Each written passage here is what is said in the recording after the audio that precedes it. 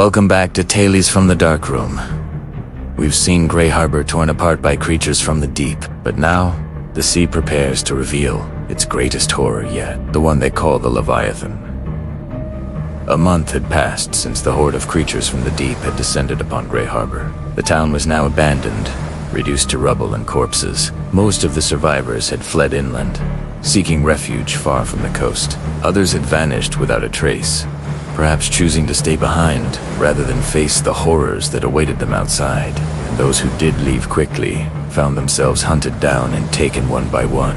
A few miles offshore, a research vessel named the Pathfinder had become the last line of defense against the relentless tide of creatures. With nowhere else to go, a small group of survivors clung to hope that they could fight back against the invaders, or at least understand what exactly they were up against. Using the ship's sonar, they detected movement in the depths below. An enormous, never-before-seen shape slowly rising toward the surface.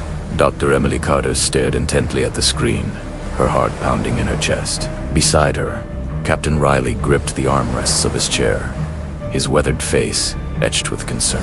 "What is that?" he asked, his voice raspy with disbelief. "I've never seen anything like it on this scale." "It's massive," Emily replied, her eyes glued to the sonar display. "And it's huge. It's definitely alive. I can feel its heartbeat."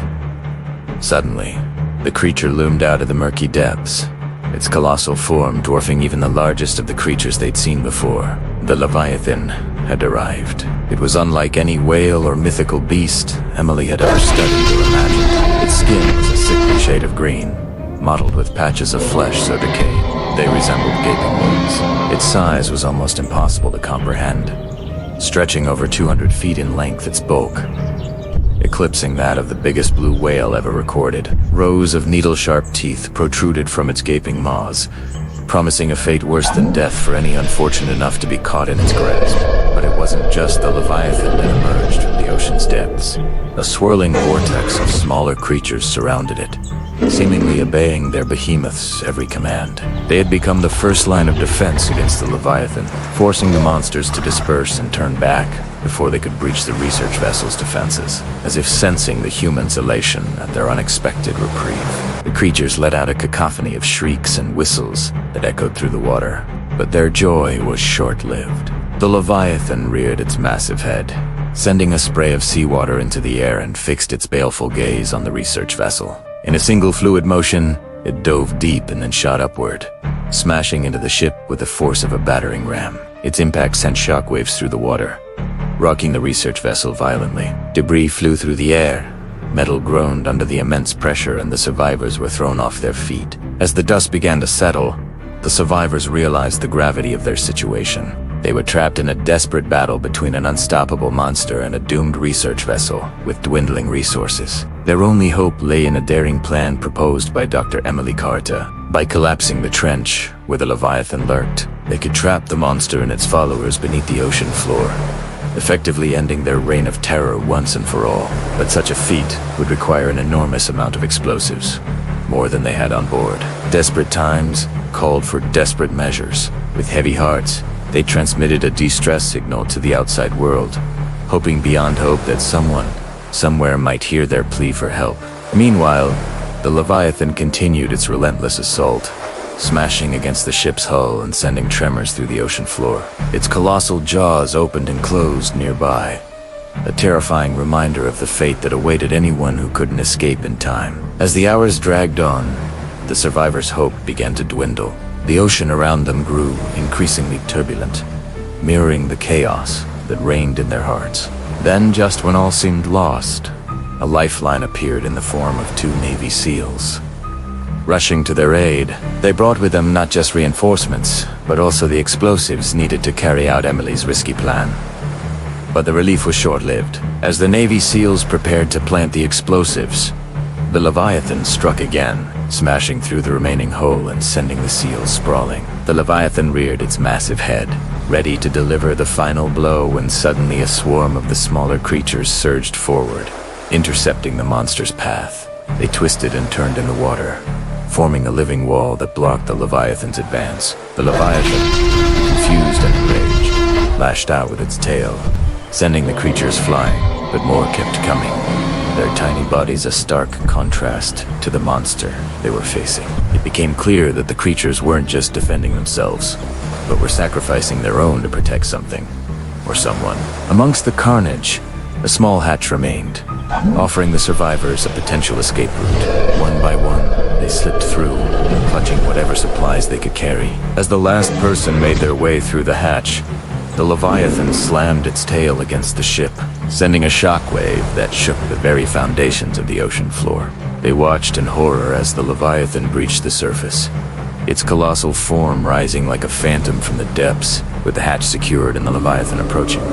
The survivors had only one option left: to dive into the abyss below and plant the explosives deep within the ocean floor.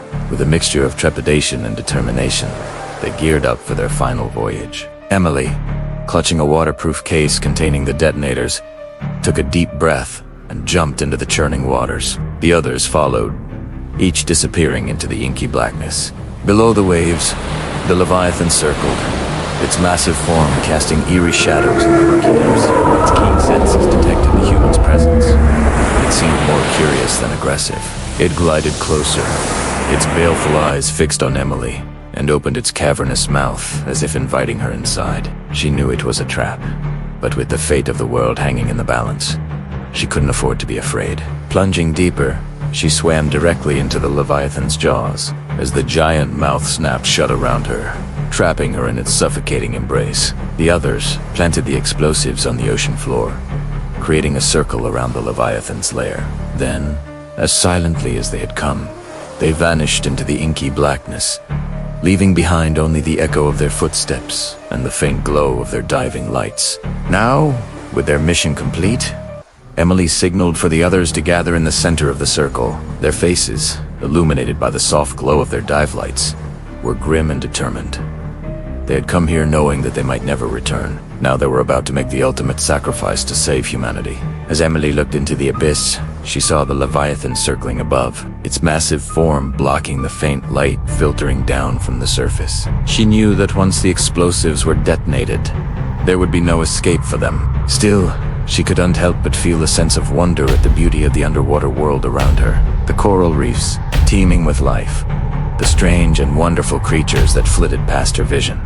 All of it was breathtakingly beautiful, but she knew that this beauty was a cruel illusion, a facade that hid a world of darkness and danger. Taking a deep breath, she activated the detonator, feeling the power surge through her body. As the explosive force built within the ocean floor, Emily felt a surge of adrenaline rush through her veins. She had done everything she could. Now it was up to fate. She watched as the Leviathan, sensing the impending danger, lunged upward, its massive jaws agape, in a silent scream. For a moment, time seemed to stand still. Then the explosion erupted, sending a blinding flash of light and a deafening roar that echoed through the ocean depths. The sea fell silent after the blast. For weeks, no one dared go near the harbor. But silence doesn't mean safety. Deep below, something still stirs. This has been Tylees from the Dark Room, and some nightmares are too vast to bury forever.